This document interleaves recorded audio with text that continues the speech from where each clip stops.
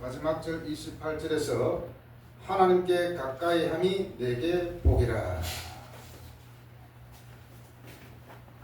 거꾸로 하면은 나에게 가장 큰 복은 하나님께 가까이 하는 것이다. Why? 왜 그렇습니까? 오늘 말씀해 보니까 나의 반석, 영원한 분깃, 나의 피난처이기 때문입니다. 여기 나오는 분깃은 재산의 한 몫을 유산으로 남겨주는 것을 분깃이라. 하나님께 가까이 함이 내게 복이라는 이 말씀은 73편의 결론이며 모든 10편의 결론이기도 합니다. 오늘 우리가 이 말씀을 통해서 하나님께로 더 가까이 나가게 되기를 바랍니다.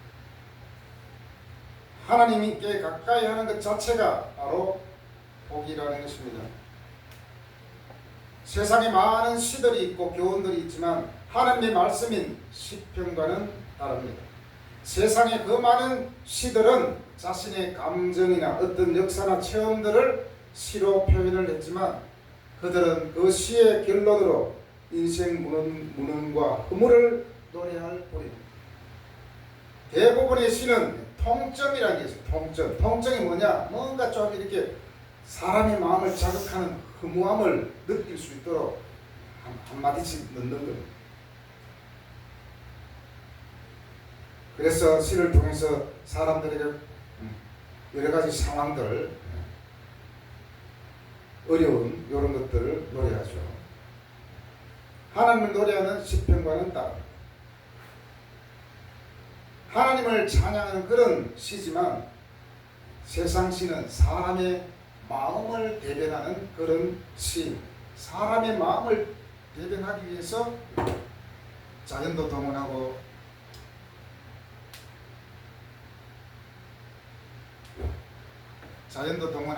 돌도 동원하고 태양도 동원하고 다 하는 거죠. 왜 안 될까요? 시편의 기자들은 자신의 체험들을 진술하면서 그 체험에 대한 자신의 반응도 기록했습니다. 그들에게 일어난 모든 일과 결과들에 대하여 커다란 원리를 파헤쳐 줍니다. 인생의 삶의 원리를 말하지 않는 시편이 없습니다.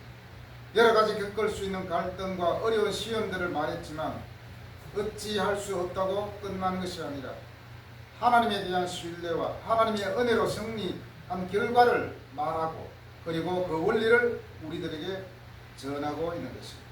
그래서 오늘 28절 마지막 절에서 하나님께 가까이함이 내게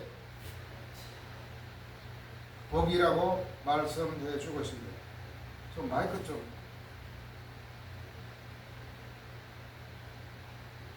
이사야 58장 2절에서도 하나님과 가까이 하기를 즐거워하는 도다라고 이사야는 고백합니다.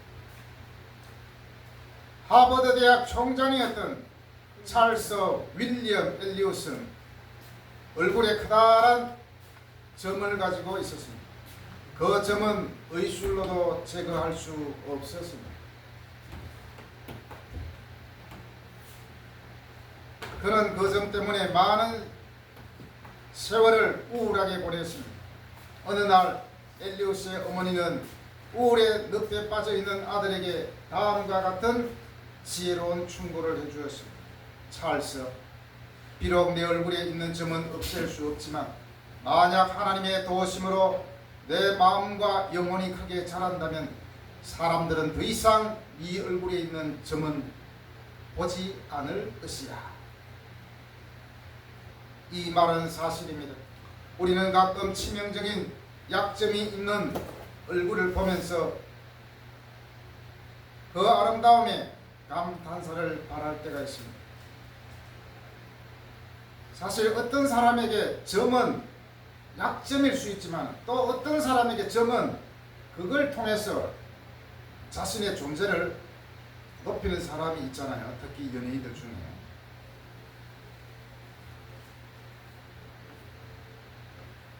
치명적인 약점이 있는 얼굴을 보면서도 그 아름다움에 감탄사를 발할 수 있는 것은 바로 그 사람에 있는 하나님 때문입니다.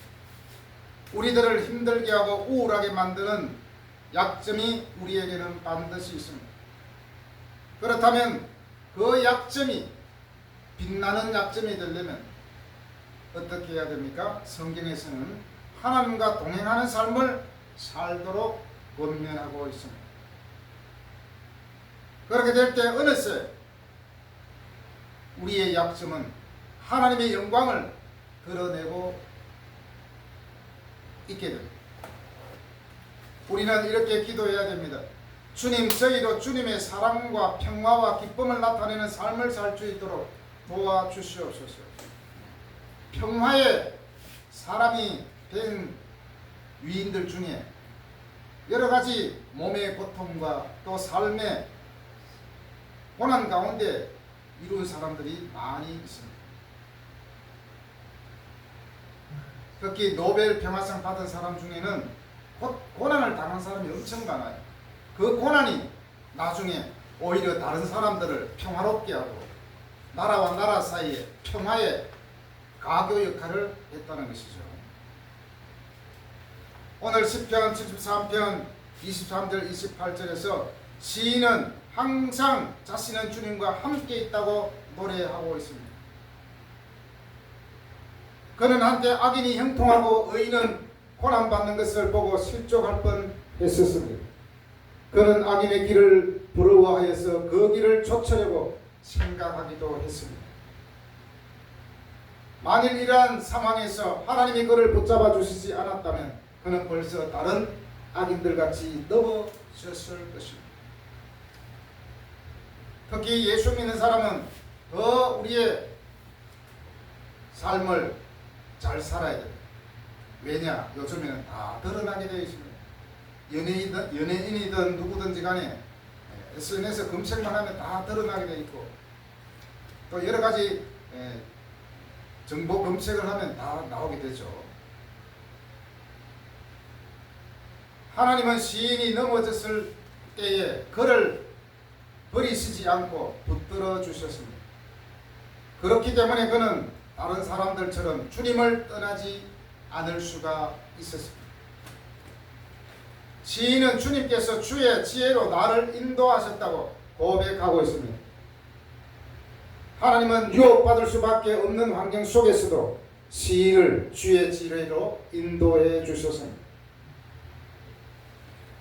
여기서 말하는 주의 지혜와 교훈은 바로 하나님의 말씀을 뜻합니다. 하나님의 말씀은 성도들이 악에 빠지지 않도록 지켜줄 뿐만 아니라 그들을 의롭고 선한 길로 인도해 주시는 역할을 합니다. 또한 시인은 주님께서 이후에 자기를 영광으로 영접해 주실 것이라고 고백하고 있습니다. 어떤 사람이 이렇게 말을 합니다. 야, 성경책 읽는다고 뭐 달라지는 게 있냐? 이렇게 말하는 사람들이 있습니다. 이것은 하나님 말씀의 능력을 알지 못하기 때문에 그렇습니다. 말씀을 통해서 우리들을 악에 빠지지 않게 교훈해 줄 뿐만 아니라 영생의 길로 인도해 주시는 이 말씀을 읽는 그 자체가 변화된 삶이 아니겠습니까? 하나님은 하나님의 교훈을 붙잡고 믿음과 진리를 지킨 성도들을 영광스러운 상태로 맞이해 주실 것입니다. 성도들은 때때로 소망이 없어 보이는 암흑의 때를 지날 때가 있습니다. 그리고 사탄은 이러한 때에 성도들을 넘어뜨리기 위해 온갖 불법으로 유혹합니다. 야, 내가 이렇게 지금까지 선하게 하나님의 말씀만 믿고 착하게 살았는데 아무것도 된 게 없더라. 이래가지고 나쁜 쪽으로 기우는 예수 믿는 사람들이 있습니다. 아, 내가 이토록 가난한데 도둑질이라도 해야지. 이런 마음은 누구나 다 사실 가질 수 있거든요. 야, 은행이라도 털까? 마음으로는 물론 장난처럼 생각할 수 있지만 실제로 하면 안 되겠죠.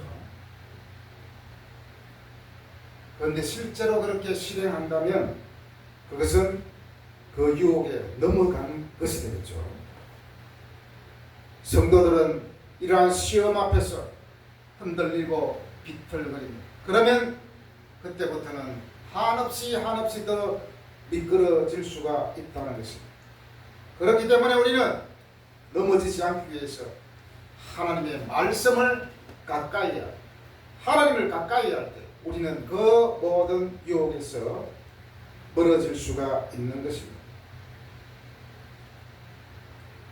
하나님의 말씀을 따라 굳게 의를 지킨 사람을 영광의 자리에 세워주신다고 하나님은 말씀합니다. 그렇기 때문에 성도들은 현재의 고난과 수치 속에서 믿음과 진실을 지키면서 미래에 주어질 영광을 바라볼 수 있어야 합니다. 이것이 없다면 이 난국을 헤쳐나갈 수가 없습니다. 지금은 어떨지 모르겠지만 예전에는 배우들 가운데 그런 일이 많잖아요. 내가 어쨌든 출연해야 되기 때문에 어떤 PD가 돈을 요구하면 돈을 주고 또 성적인 부분을 요구하기도 하고 그래서 넘어가는 배우들이 얼마나 많이 있었습니다. 왜냐? 떠야 되기 때문에. 그런 유혹이 반드시 있다는 거죠. 예전에 구성의 성에 대해서 가르치는 대표가 그랬거든요. 모든 연예인들은 그런 유혹에 다 접해 있다고 그런 말을 했습니다. 오늘 말씀에서 시인은 하나님께서 붙들어 주시는 은혜로 인해 시험의 유혹 속에서 넘어가지 않을 수가 있었습니다. 23절에 보니까 내가 항상 주와 함께하니 주께서 내 오른손을 붙드셨나이다 라는 고백이 있습니다. 바로 하나님께서는 두려워하는 자들에게 오른손을 붙잡아 주신다는 것입니다.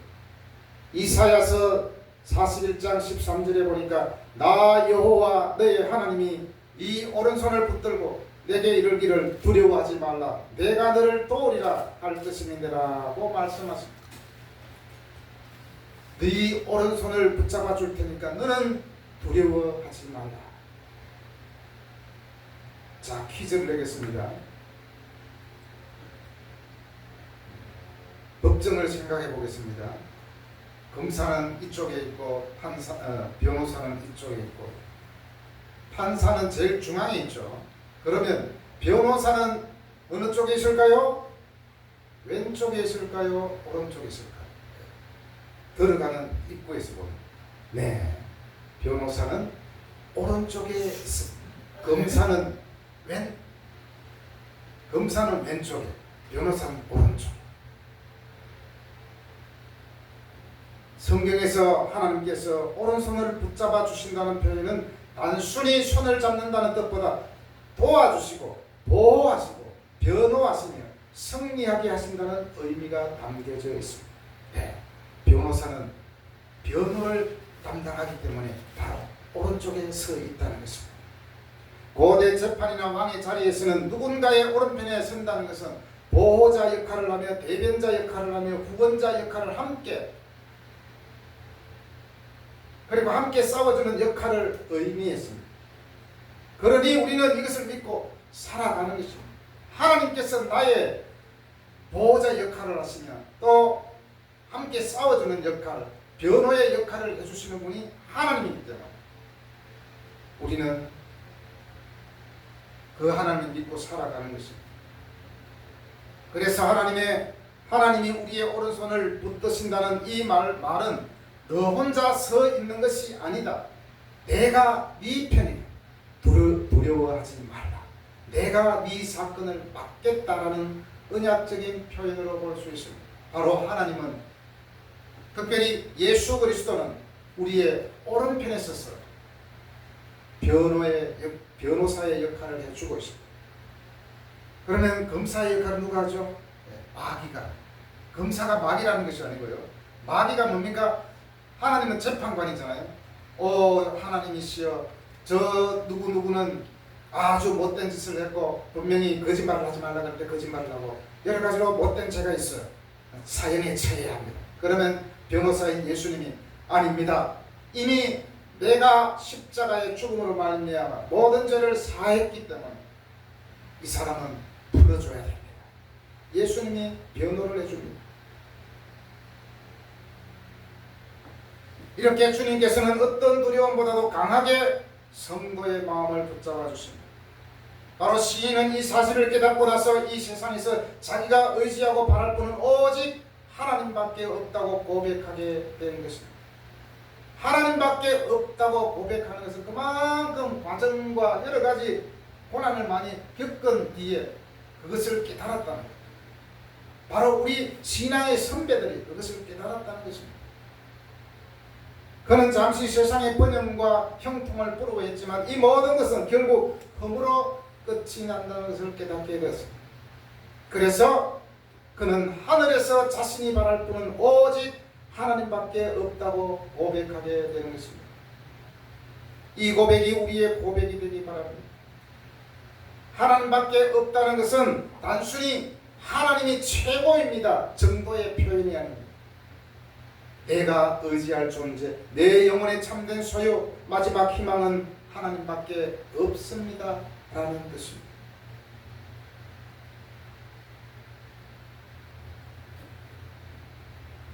하늘은 은혜와 하나님의 영광으로 가득 찬 곳으로 성경에서는 표현하고 있습니다. 그러나 그 영광도 하나님께서 계시기에 의미가 있는 것입니다. 물론 이것하고 조금 비교하면 좀 그렇지만 지금은 작전 중학교 지나가면 아무런 느낌이 안 들어요. 작전 고등학교를 지나도 아무런 느낌이 안 듭니다. 작전 초등학교를 지나가도 왠지 낯설게 보입니다. 왜 그럴까요? 옛날에는 그러지 않았거든요. 아들이 그 초등학교 다닐 때, 아들이 그 작전 중학교 다닐 때는 의미가 다르게 다가왔습니다. 저 학교에 우리 아들이 공부하고 있구나. 우리 아들이 지금 공부하고 있는 곳이다. 의미가 달라지는 것입니다. 바로 우리 삶이 힘들고 어렵다 할지라도 그 가운데 하나님이 있기 때문에 그 삶의 의미가 달라지는 것입니다. 왜 지금 이 건물이 교회이고 의미로 다가옵니까? 바로 하나님이 함께 하시는 교회이기 때문입니다. 하나님이 함께 하지 않는 교회는 아무런 의미가 없는 그냥 건물일 뿐입니다. 이곳에는 바로 하나님이 함께 하기 때문에 여기에 의미가 있습니다. 우리 삶의 의미는 왜 의미가 있습니까? 하나님이 함께 하기 때문에 우리의 삶은 충분히 의미가 있다는 것을 기억하시기를 바랍니다.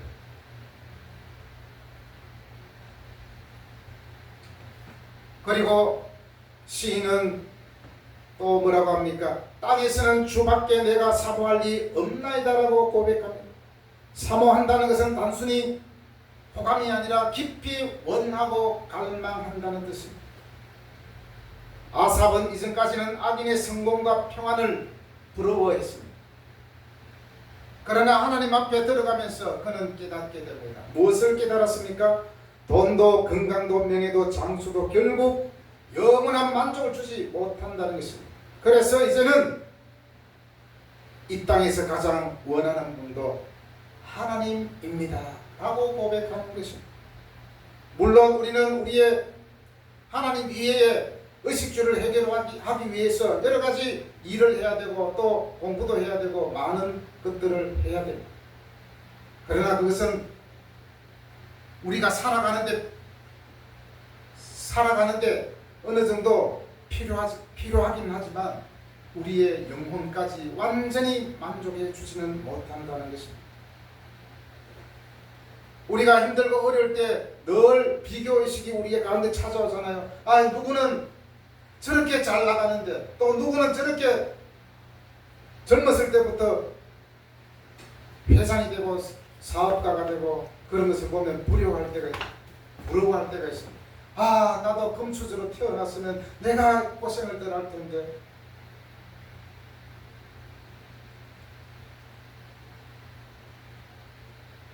그러나 그것이 전부가 아니라는 것을 우리는 알아야 합니다. 오늘의 시편을 쓴 시인도 한때 악인의 형통을 부러워했습니다. 그러나 이제는 이러한 일에 소망을 두지 않게 되었습니다. 그는 세상에 있는 모든 것을 신뢰하고 소망할 대상이 되지 못한다는 것을 깨닫게 되었습니다. 지금 병들어서 죽어가는 사람에게 돈이 왜 필요하겠습니까? 좋은 집이 뭐가 필요하겠습니까? 좋은 차량이 왜 필요하겠습니까? 곧 죽어야 돼요. 바로 그때 필요한 것은 우리의 영원한 생명을 주시는 하나님이 필요한 것이죠.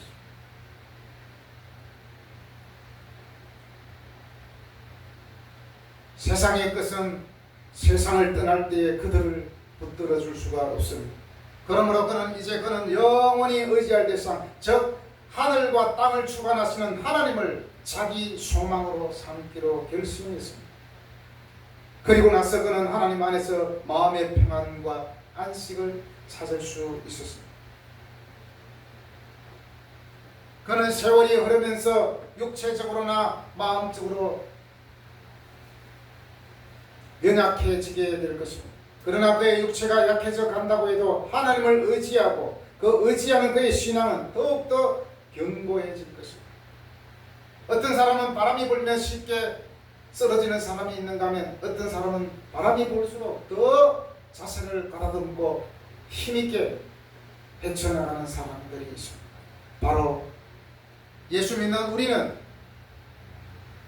바람 분다고 넘어져서 쓰러지는 것이 아니라 바람 불면은 그냥 바람 타고 가면 되는 겁니다. 모든 그 상황 가운데서도 하나님께서 함께 하신다면 우리는 능히 이길 수 있음을 믿습니다.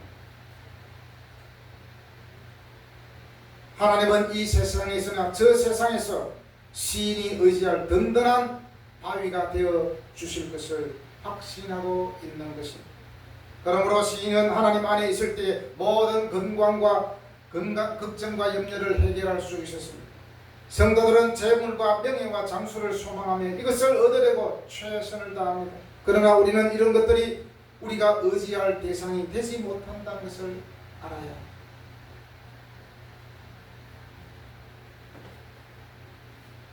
활동지원사 교육 받을 때도 이랬습니다.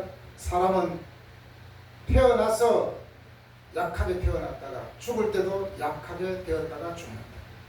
고로 뭡니까? 모든 사람은 약한 가운데 태어났다가 가장 약한 모습으로 이 세상을 떠난다는 것입니다. 우리에게 그러면 뭐가 필요합니까? 우리의 영원한 생명을 약속하신 하나님이 우리에게 필요한 것이 아니겠습니까? 세상 것은 잠시 우리를 유익하게 하기는 하지만 결정적인 순간에 우리를 돕지 못한다는 것입니다. 아무리 나를 아는 사람들이 수만 명, 수천 명이 된다 할지라도 결정적인 순간에는 함께 할 수가 없습니다. 가장 결정적인 순간에는 가장 가까운 사람이 나와 함께 하는 거죠. 바로 그것이 가족, 또 가족을 뛰어넘어 바로 하나님 분이라는 것을 성경에서는 말씀하고 있습니다. 그러므로 우리 성도들은 이 세상과 내세에서 우리와 우리를 지켜주시고 인도해 주실 영원한 기업이신 하나님만 바라보고 그분만을 영원한 소망의 대상으로 삼을 것을 오늘 시편 27편 23절 28절에서 말씀해 주고 있습니다. 이제 27절 28절에서 최종적인 방향 설정을 보여주고 있습니다. 한때 시인은 시험에 빠져서 실족할 위기에 놓여 있었습니다. 그러나 이제 시인은 성소에 들어온 이후에 모든 의문을 해결하고 인생의 올바른 길을 찾을 수 있게 되었습니다. 그는 외면적으로는 모순되어 보이는 일들로 인해 하나님의 공의가 무너지지 않았다는 것을 깨닫게 됩니다. 그래서 그는 이제 하나님의 공의에 대해 이렇게 선언하고 있습니다. 그는 이렇게 말합니다. 주를 멀리하는 자는 멸망할 것입니다. 가늠한 여인같이 주를 떠난 모든 자들을 주께서 끊어버리셨다. 주님을 떠난 것을 가늠한 여자로 비유하고 있습니다.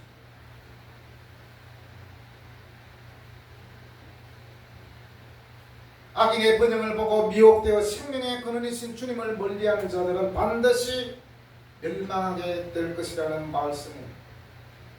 그리고 의인이 고난당한 때에 주님께 대한 신의를 저버리고 세상이나 우상을 따르는 자들도 파괴의 먹이가 되고 말 것입니다. 우리는 잠시 동안의 번영과 고난을 피하기 위해서 주님을 배반하는 것은 바로 악인이 좁는 길이라는 것입니다. 그 악인의 길은 결국에 멸망하게 되는 겁니다. 요즘 신문이나 뉴스에 보면은 혼자 독거인들이 엄청 많이 늘어났대요. 독거인이 많으면 또 뭐가 늘어납니까? 고독사가 많이 늘어나요. 혼자 그냥 외롭게 그냥 고통당하다가 그냥 죽는 거예요. 그래서 아무도 몰라요. 그래서 어떤 사람은 몇 달 뒤에 죽은 시신을 발견되었다는 뉴스도 보게 되잖아요.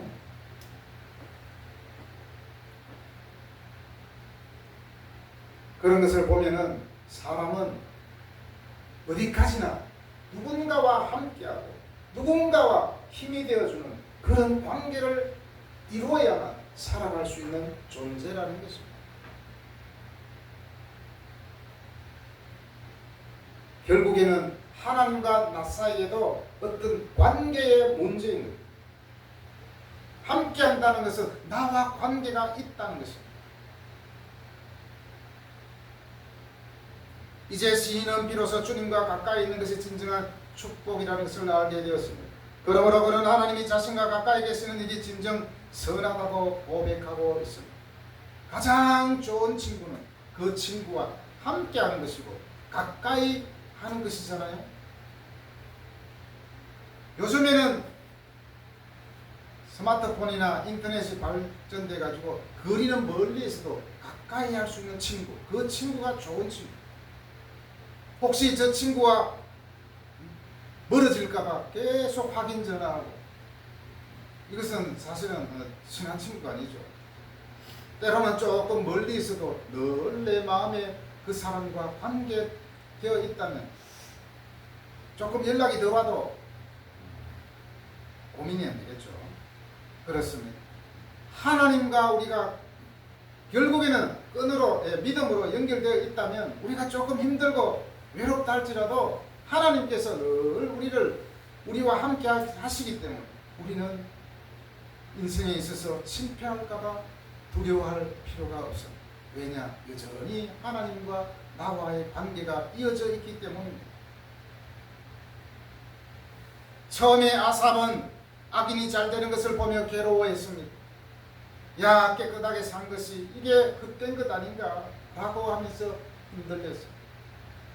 예수 믿는 사람도 충분히 흔들릴 수 있습니다.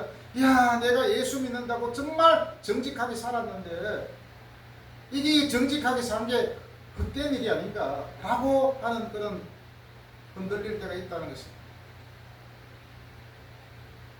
그러나 시인은 결국 깨닫게 됩니다. 참된 복은 돈이 아니라 형통이 아니라 오래 사는 것이 아니라 바로 하나님과 가까이 있는 것 자체라는 것입니다.